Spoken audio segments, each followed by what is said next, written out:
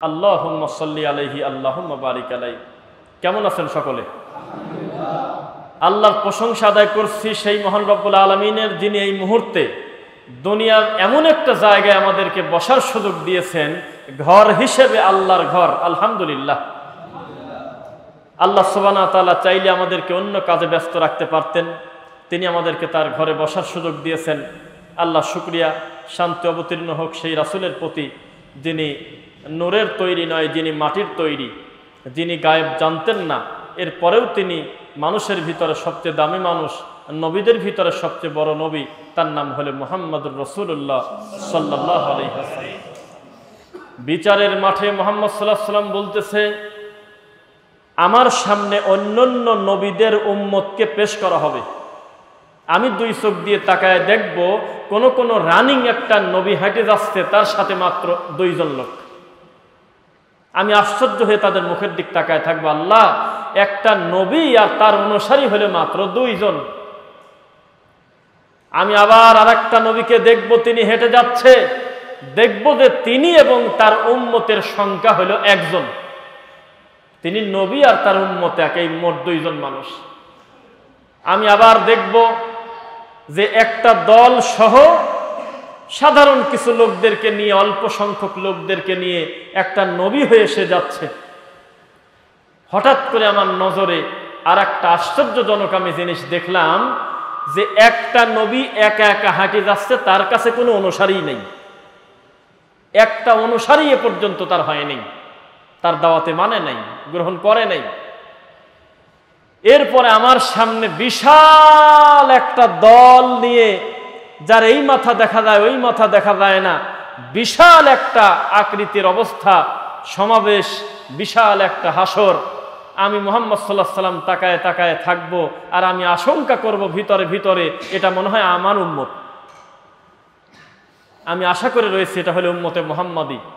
হঠাৎ করে আমার বলা হবে যে না, আপনার আশঙ্কাটা ঠিক হয় নাই, এটা হলো মুসা আলাইহিস সালাম এবং তার কওম, এটা আপনার উম্মত না। তখন আমি চুপ করে থাকব। হঠাৎ দেখব আরেকটা কাফেলা, আরেকটা দল আমার দিকে ছুটে আসতেছে। সেই দলের ডান দেখা যায়, বাম দেখা যায় না, বাম দেখা যায়, ডান দেখা যায় না। চোখের দৃষ্টি যত দূর যায় তত দূর শুধু মানুষ আর মানুষ। এর দেশ শেষ আছে কোথায় তা আমি মুহাম্মদ সাল্লাল্লাহু আলাইহি ওয়াসাল্লাম বলতে পারবো না। আসলেই কি শেষ হয়েছে কিনা সেটাও আমি জানি না। সঙ্গে সঙ্গে আমাকে বলা হবে, এই বিশাল বহর আর এই হাসর আর এই মানুষ সমাবেশ সব হইল আপনি মুহাম্মদ সাল্লাল্লাহু আলাইহি ওয়াসাল্লামের উম্মত। আমি তখন এত খুশি হয়ে যাব, আমাকে বলা হবে যে মুহাম্মদ সাল্লাল্লাহু আলাইহি ওয়াসাল্লাম, আজকের এই দিনে আপনি হলো সর্বপ্রথম সুপারিশের অধিকার পাবেন। সুবহানাল্লাহ। আপনিই হলো সুপারিশের অধিকার পাবেন, আর আপনি হলো সেই নবী, যেই নবীর উম্মতের চাইতে বেশি সংখ্যক উম্মত আদম নবী থেকে ঈসা নবী পর্যন্ত কারোর ছিল না। সুবহানাল্লাহ। আল্লাহর রাসূল সাল্লাল্লাহু আলাইহি ওয়াসাল্লাম আমাদেরকে উৎসাহিত করতেছেন, আমার উম্মতের সংখ্যা বাড়াও, বিচারের মাঠে আমি তোমাদেরকে নিয়ে গর্ব করতে থাকব। এটা আমার আব্বা ইব্রাহিমের উম্মত না, এটা মুসা নবীর উম্মত না, এটা হলো আমি মুহাম্মদ সাল্লাল্লাহু আলাইহি ওয়াসাল্লামের উম্মত। আমি তোমাদেরকে নিয়ে গর্ব করতে চাই। যদিও লেখেই দেওয়া আছে একটা হলেই যথেষ্ট, বড় জোর দুইটা নিও।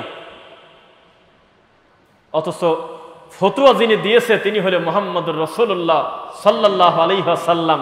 তিনি বলেছে, আমার উম্মতের সংখ্যা বাড়াও, রুজির দায়িত্ব তোমার নিতে হবে না। ওয়াফিস সামাই রিজকুকুম ওয়া মা তুআদুন ওয়া মা মিন দাব্বাতিন ফিল আরদি ইল্লা আলাল্লাহি রিজকুহা। একাধিক কুরআন মাজিদের রিজিকের আয়াত প্রমাণ করে, রিজিকের ফয়সালা হয় উপরে নাকি নিচে?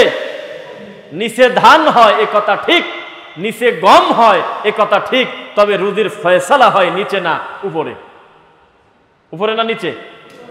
হাজার হাজার বিঘা জমি পড়ে আছে, লক্ষ লক্ষ মাইল ফাঁকা জমি পড়ে আছে, তারপরেও তার রুজিতে তৃপ্ত হচ্ছে না।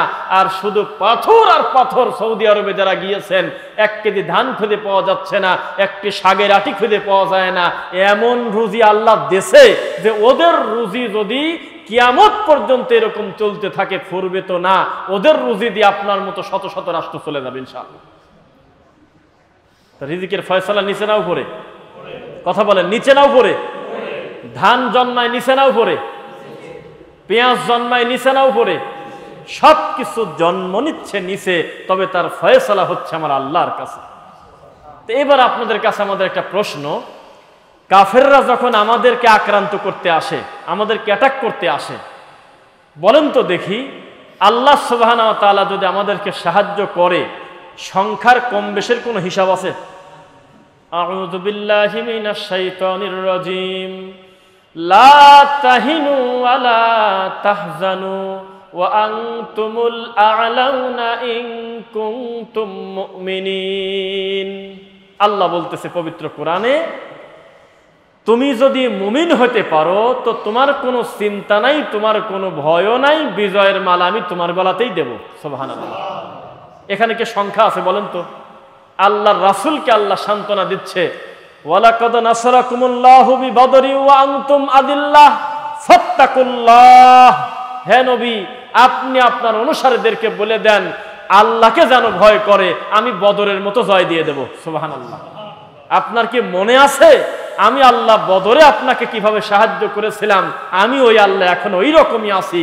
ফাত্তাকুল্লাহ, আমি আল্লাহকে ভয় করুন, আমি আবার সাহায্য করে দেব ইনশাআল্লাহ। আমাদের কি ইমানের দুর্বলতা নাই? কত কোটি মুসলমান এই বিশ্বে আছে বলেন তো দেখি, জানা আছে? আল্লাহর এই মাটির উপরে বর্তমান কম বেশি কয়শো কোটি মুসলিম আছে? 200 কোটি। এতে ভাই বলছে কত কোটি? আল্লাহর এই মাটির উপরে মুসলিমের সংখ্যা 200 কোটি, আর ইহুদির সংখ্যা কত কোটি? 1 কোটিও না, 1 কোটিও না।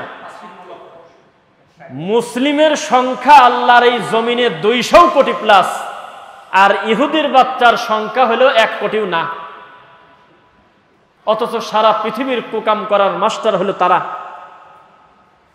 তাদের কুচক্র, তাদের প্ল্যান, তাদের শয়তানি বুদ্ধির কাছে 200 কোটি মুসলিম আজকে অসহায়। মিথ্যা না সত্য?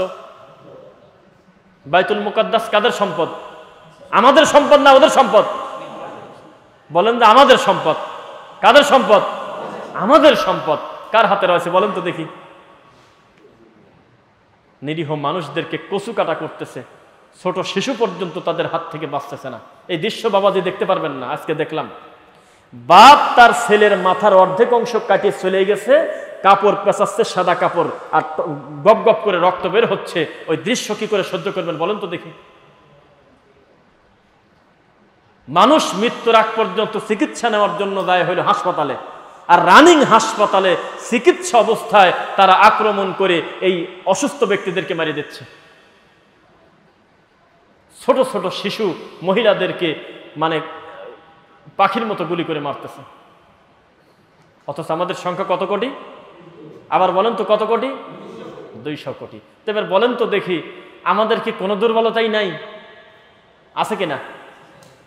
একজন খালিদ বিন ওয়ালিদ যদি চিৎকার দিলে ইহুদি খ্রিস্টানের হাঁটু কেঁপে ওঠে। একজন খালিদ বিন ওয়ালিদ যদি চিৎকার দিলে, মাঠে নামলে, আল্লাহ সাহায্য চাইলে লক্ষ লক্ষ অমুসলিম ভয়ে কাঁপতে থাকে। সেই আল্লাহ এখন আছে কিনা? আছে। কিন্তু কে নাই? খালেদ নাই। কে নাই? খালেদ নাই। আছে কি জানেন? আছে হইল না মিলাদ করা হুজুর, কুলখানি খাওয়া হুজুর, তাবিজের ব্যবসা করা হুজুর। লক্ষ লক্ষ কোটি কোটি মুসলিমের সংখ্যা আছে। তবে এই সংখ্যা কারা জানেন? যারা কবরের কাছে ছেলে চায়, মরা মানুষের কাছে যারা মেয়ে চায়। এই লোক আল্লাহর কাছে মুনাজাত করলে এই মুনাজাত আর কত দূর উপরে উঠবে আপনি বলেন আমাকে? যেই লোক কেবল বলল, ও খাজা, মানুষের ভালো আর মন্দ করার ক্ষমতা শুধু আল্লাহর না, আল্লাহ তোমাকে দায়িত্ব দিয়েছে, তোমারও ক্ষমতা আছে, এই কথা কেবল যেই লোকটা বলল, সেই লোক যদি ফিলিস্তিনের এই মাজলুমদের জন্য কান্নাকাটি করে, এই মুনাজাত আর কত দূর যাবে আপনি বলেন তো দেখি? যেই লোক 24টা ঘন্টা টাকনুর নিচে কাপড় পরে, মা আসফালা মিনাল কাবাইনি মিনাল ইজারি ফাফিন্নার, টাকনুর নিচে সর্বদা প্যান্ট পায়জামা লুঙ্গি যদি কেউ ঢেকে পড়ে, তাহলে এই কারণে তাকে জাহান্নামে দিতে হবে। কথা কার? আর সেই লোক যদি আল্লাহর কাছে মুনাজাত করে আর বলে, আল্লাহ ফিলিস্তিনকে তুমি বাঁচাও, এই মুনাজাত আর কত দূর যাবে? যেই লোকটা ছেলের সম্পত্তি মেয়েকে লিখে দেওয়া কোনো পাপ মনে করে না, মেয়ের সম্পত্তি ছেলেকে লিখে দেওয়া কোনো পাপ মনে করে না, এই লোক মুনাজাত করলে এই মুনাজাত আর কত দূর যাবে বলেন আপনি? যেই লোকটা ব্যবসাতে ওজনে কম দেয়, মুমিনকে কষ্ট দেয়, এই লোকটা মুনাজাত করলে এটা কত দূর যাবে এবার বলেন? যেই লোকটা বলল, হে রব্বুল আলামিন, আমরা জানি তোমাকে এমনি এমনি ডাকলে তুমি শোনো না, পীর ছাড়া তোমার কোনো দাম নাই, এত বড় কুকথা যার মুখ দিয়ে আসে, এই লোকটা নামাজ পড়ে তাহাজ্জুদ পড়তে পড়তে কপালে দাগও যদি হয়ে যায়, এই লোকটার কথা কত দূর উপরে যাবে আপনি বলেন?